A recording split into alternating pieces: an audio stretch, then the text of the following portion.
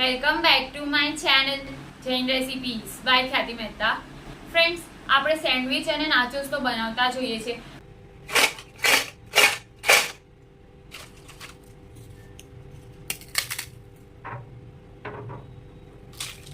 પણ મેં વિચાર્યું ચલો આજે સેન્ડવિચ અને નાચોસમાંથી આપણે એક નવી ફ્યુઝન રેસીપી રેડી કરીએ, જેનું નામ છે નાચોસ સાલ્સા સેન્ડવિચ. તો ચલો ફ્રેન્ડ્સ, આપણે નાચોસ સાલ્સા સેન્ડવિચ બનાવવાનું સ્ટાર્ટ કરીએ હવે. જો તમને મારી આજની બતાવેલી રેસીપી ગમે તો મારી ચેનલને સબસ્ક્રાઈબ જરૂરથી કરજો અને સાથે સાથે બેલ આઇકન પર પણ ક્લિક કરજો. ફ્રેન્ડ્સ, નાચોસ સાલ્સા સેન્ડવિચ બનાવવા માટે આપણે સૌથી પહેલાં નાચોસ ચિપ્સ બનાવશું, જેની માટે મેં અહીંયા 1 કપ બેસન અને અડધો કપ મેંદો લીધો છે. તેમાં સ્વાદ પ્રમાણે મીઠું, મિક્સ હર્બ્સ અને ઓરિગેનો એડ કરશું. ત્યારબાદ બધું મિક્સ કરી લઈશું ને જરૂરિયાત પ્રમાણે પાણી એડ કરીને ડો રેડી કરી લઈશું. પાણી થોડું થોડું કરીને જ એડ કરવું, જેથી કરીને લોટ ઢીલો ન થઈ જાય, કારણ કે બેસન બહુ પાણી એબ્ઝોર્બ નથી કરતું.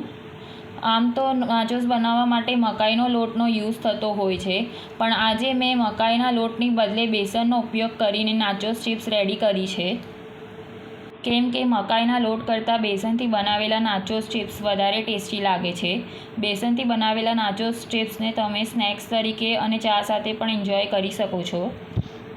આવી રીતે થોડું થોડું પાણી એડ કરીને મીડિયમ સોફ્ટ ડો રેડી કરશું.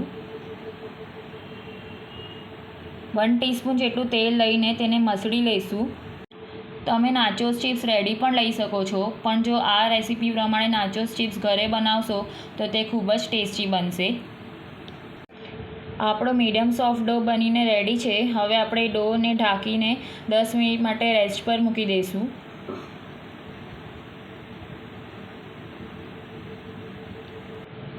દસ મિનિટ થઈ ગઈ છે. હવે આપણે લોટને મસળીને લોયા રેડી કરી લઈએ.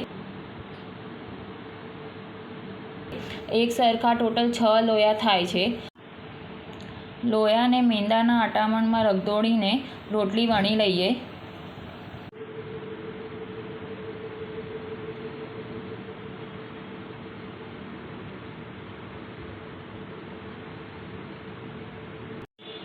આપણે મીડિયમ થિકનેસવાળી જ રોટલી વણવાની છે, વધારે જાડી નથી રાખવાની, નહીંતર નાચોસ તળતા વખતે તે ફૂલી જશે. તમે જોઈ શકો છો, રોટલીની થિકનેસ આવી રાખવાની છે. ફોર્કની હેલ્પથી આપણે રોટલીમાં હોલ્સ કરી લઈશું, જેથી કરીને તળતી વખતે નાચોસ ફૂલી ન જાય. હવે આવી જ રીતે બીજા બધા લોયામાંથી રોટલી રેડી કરી લઈશું. તમે જોઈ શકો છો, રોટલી બધી રેડી થઈ ગઈ છે. હવે રોટલીને કાચી પાકી શેકી લઈશું, જેની માટે મેં લોઢી ગેસ પર ગરમ કરવા માટે મૂકી દીધી છે. લોઢી તપી ગઈ છે તો રોટલી કાચી પાકી શેકી લઈએ. રોટલીને 1-8 મિનિટ માટે જ બંને બાજુથી શેકવાની છે, જેથી કરીને તે તળવામાં ઇઝીલી તળાઈ જાય અને ક્રિસ્પી બને. બધી જ રોટલી કાચી પાકી શેકાઈ ગઈ છે. તેને મેં પ્લેટમાં લઈ લીધી છે. હવે આપણે પિઝા કટર લઈને તેને પિઝાની જેમ જ કટ કરી લઈશું.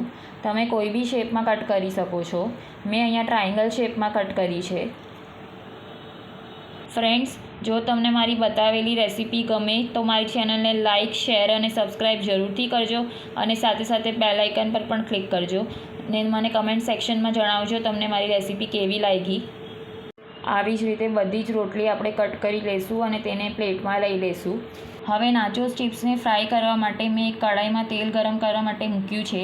તેલ ગરમ થઈ ગયું છે તો સ્લો ટુ મીડિયમ ફ્લેમ પર બધી જ નાચોસ ચિપ્સ 2 થી 3 બેચમાં ફ્રાય કરી લઈશું. આવી રીતે પલટીને નાચોસ ચિપ્સ ગુલાબી કલરની થાય ત્યાં સુધી તેને ફ્રાય કરી લેવાની છે. એક બેચને ફ્રાય થતાં 3 થી 4 મિનિટ જેટલો સમય લાગે છે. બધી જ નાચોસ ચિપ્સ ફ્રાય થઈને રેડી છે. તમને દેખાડું છું તે કેટલી ક્રિસ્પી બની છે તે.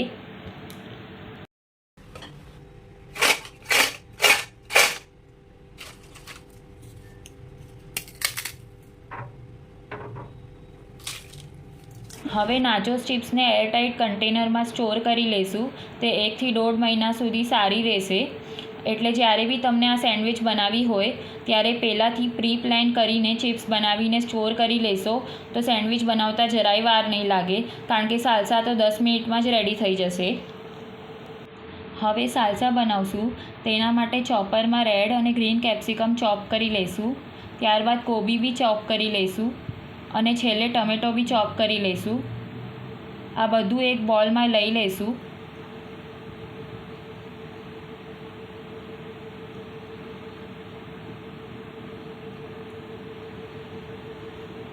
ત્યારબાદ તેમાં સ્વીટકોર્ન એડ કરશું. સ્વીટકોર્નને ચોપ નથી કરવાના, કારણ કે ચોપ કરવાથી સ્વીટકોર્નમાંથી પાણી વધારે છૂટશે અને ઓલરેડી આપણે ટમેટાં બી ચોપ કર્યા છે, તો આપણી સેન્ડવિચ સોગી થઈ જશે. એટલા માટે સ્વીટકોર્નના દાણા આખા જ રાખવાના છે. ત્યારબાદ સ્વાદ પ્રમાણે મીઠું એડ કરશું ને મસાલા લઈ લઈશું. મરી powder, mix herbs, chilli flakes અને ઓરિગેનો. ત્યારબાદ સાલ્સા સોસ એડ કરશું. થોડીક સમારેલી કોથમરી પણ એડ કરશું. લીંબુને નીચવી લઈશું. બધું મિક્સ કરી લઈશું.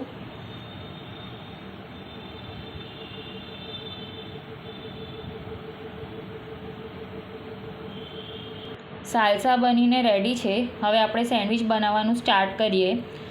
તેની માટે એક બોલમાં 5 થી 6 નાચોસ ચિપ્સ હાથેથી ક્રશ કરીને એડ કરશું અને તેમાં 3/4 કપ જેટલો સાલ્સા એડ કરીને પ્રોપરલી બધું મિક્સ કરી લઈશું. એક વાતનું ખાસ ધ્યાન રાખવાનું છે કે જ્યારે સેન્ડવિચ સર્વ કરવી હોય ત્યારે જ સાલ્સા અને નાચોસ ચિપ્સ મિક્સ કરીને સેન્ડવિચ રેડી કરવી. જો આગળથી બધું મિક્સ કરીને રાખશું તો નાચોસ પોચા પડી જશે અને ખાવામાં તેનો ક્રંચ નહીં આવે. માટે સેન્ડવિચ ઝડપથી રેડી કરી લેવી. હવે મેં અહીંયા વ્હીટ બ્રેડની સ્લાઇસીસ લીધી છે. તમે કોઈ પણ બ્રેડ લઈ શકો છો. બ્રેડની સ્લાઇસ પર સૌથી પહેલાં ઘી લગાડશું.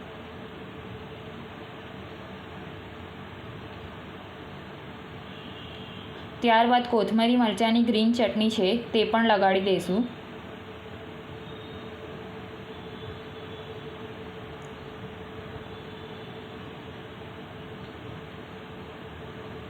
ત્યારબાદ તેના પર જે નાચોસ અને સાલ્સા મિક્સ કર્યા છે તે સ્પ્રેડ કરી દઈશું.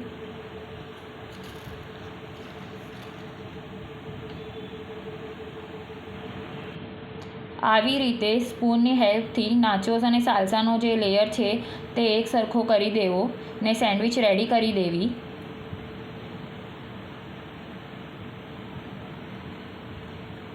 હવે મેં અહીંયા ટોસ્ટર લીધું છે.